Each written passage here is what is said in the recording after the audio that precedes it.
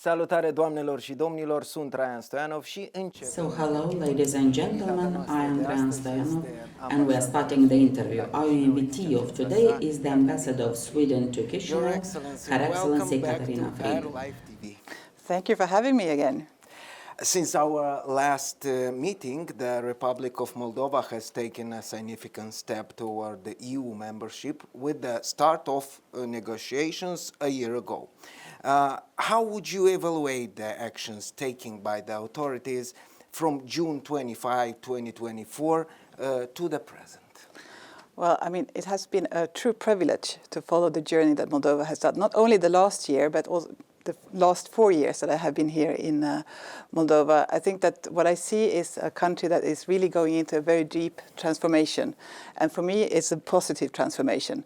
And I think that some might feel that things are moving very fast. Some might feel that it's not moving fast enough, but it is very complicated processes, and some of them will have to take a little bit of time. During the last year, you have had a very crucial election, showing clearly where you see your future. And I think that the authorities have really showcased the political will to fulfill that.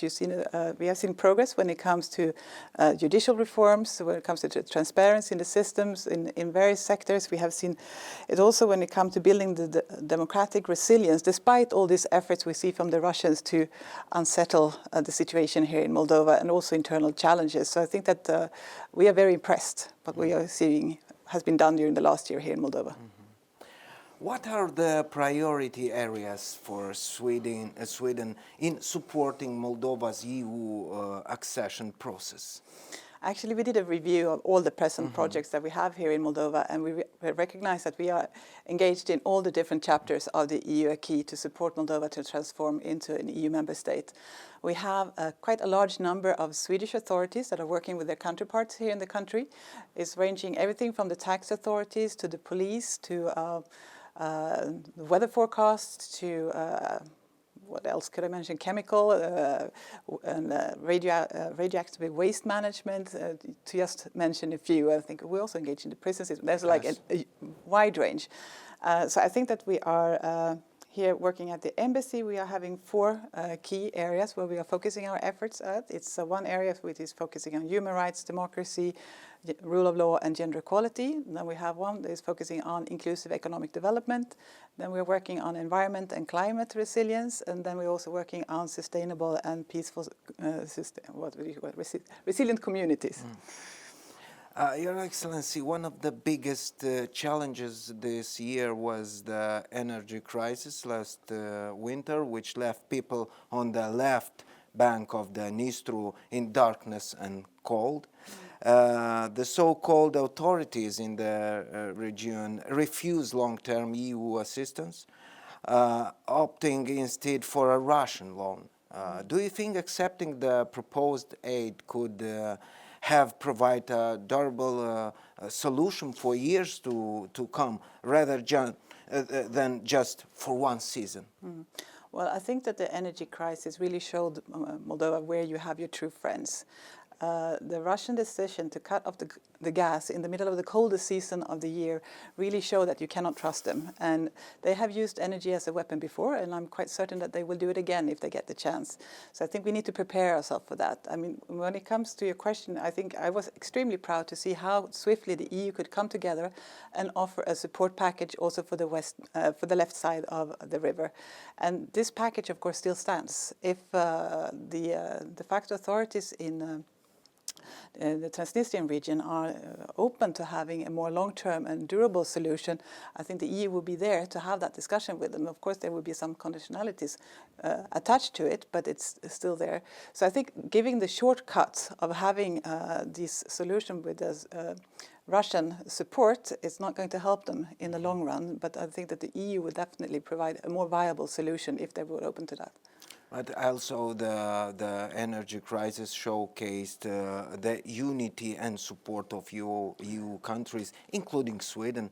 At the beginning of the year, the NB8 member states announced their unconditional support for Moldova in overcoming this situation. What has been Sweden's contribution and that of its partners? Does this support continue today? Well, both the EU and its member states, including Sweden, has been very strongly supporting Moldova to get through this energy crisis, both when it comes to financial assistance and technical assistance. Sweden, for example, we contributed with 8.7 million euros in the beginning of this year to help the most vulnerable households here in Moldova to manage their electrical bills. And I think that many of other member states was also contributing in that way. We're also looking to support Moldova in the more long-term solutions, like we are, for instance, supporting the refurbishment of the central heating system here in Chisinau. We're doing the same in various parts of the country, where we're looking at how we can support making public buildings more energy efficient. We're having a grant for small and medium-sized enterprises where they can ask for support to diversify their businesses and rely more on renewable energy or connect to the electric grid in new ways, and also working on energy efficiency. And since a few months back, this is an opening also open for companies on the left side of the River Dnistru. But how do you see the resolution of Moldova's energy problem? I mean, can it be solved without interconnection with the energy systems of the European Union? I mean, there could be probably different solutions, but for me, I think the integration in the EU energy market is the most obvious one and most sustainable one, and not only for the right side of the bank, but also for the left side of the Dnistru. Of course, it has to be also added to efforts then with energy efficiency and investing in renewable energy sources and diversifying your energy sources in general. But I think that that's the only way is to ensure that you are well equipped and connected to the grid in the European Union. And so in that case, of course, the new transitions lines to Romania is extremely important to ensure the self-sustainable of the energy situation here in Moldova. Your Excellency, another major risk and challenge for Moldova's democracy is propaganda and misinformation, which the authorities have been combating in recent years. Do you think the measures are sufficient? What other suggestions do you have to counter this phenomenon effectively? Well, unfortunately, propaganda and misinformation is now a global phenomenon, and something that we are struggling with in all our countries and trying to find the best way on how to address this. And I think here in Moldova you've done a lot, and we have a lot to learn from your experience because you have been really exposed to this. But you can always do more, and I think, of course, increasing the media literacy among the population is very key, that we continue doing this and having efforts in that regard. And continue to supporting independent journalism will be very crucial to ensure that there's actually facts and truths out there as well, and not only disinformation. We also need to continue investing in our cyber defense capacities. And I would also, really encourage Moldova to continue the very close collaboration we have with the EU institutions on how to fight the hybrid warfare in this regard. And I'm also very pleased to say that Sweden has very targeted projects in all these areas. So we are really looking forward to learn from each other during this journey that we have to take together to fight this kind of phenomena.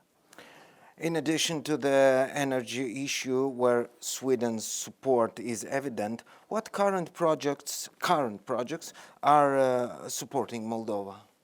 Well, as I said, we are active in a very broad range of areas. I see. We are having a reform cooperation project or budget that we are handling here at the embassy, which is amounting to 412 million lei just this year.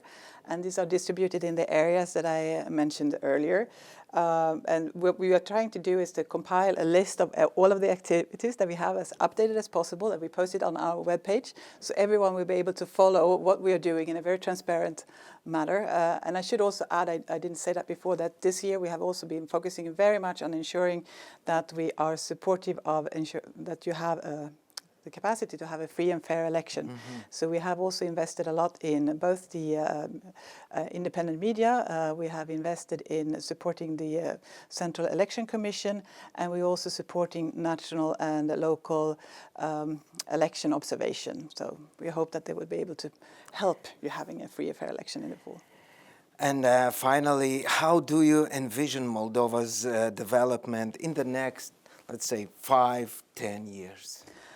Well, I mean, you have a very crucial election coming up. You had one last year, but I think this is even more important. That will set the stage for the future of Moldova.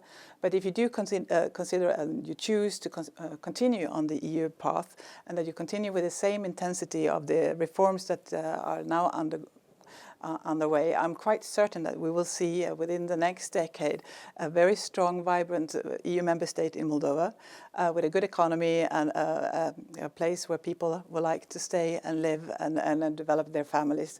And I think that what I see is an immense potential to transform, that you already started this journey, and if you manage to keep your sight on the goal, you will get there. And just remember that there's different paths going to this goal, and you just have to find the one that is right for you. So, and I'm quite certain that both Sweden and the EU will be there to support you on this journey, because we really like to see you reach and pass the finishing line. Thank you very much, Your Excellency. Thank you for your support. Thank you for Sweden's support and for all this beautiful friendship between Sweden and Moldova. Thank you very much.